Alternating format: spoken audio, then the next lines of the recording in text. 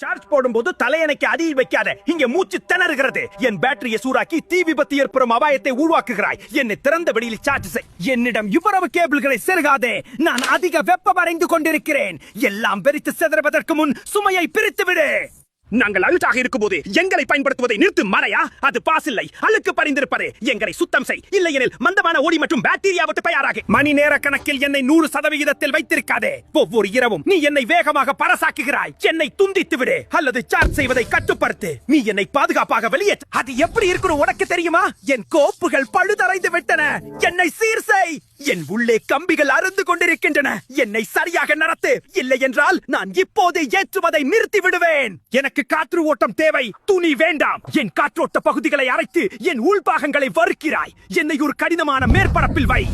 எந்த சிக்னலும் இங்க பின்னால் தள்ள முடியாது. நீங்களே உங்கள் இன்டர்நெட்டை தடுத்துவிட்டு பிறகு என்னை பற்றி குறை கூறுகிறீர்கள். உங்களுக்கு வேகம் வேண்டும் என்றால் என்னை ஒரு திறந்த வெளியில் நிறுவவும். இந்த மாதிரி டெக் வீடியோக்குள்ள பார்க்கணும்னா நம்ம பேஜை ஃபாலோ பண்ணி வச்சுக்கோங்க. தேங்க்யூ.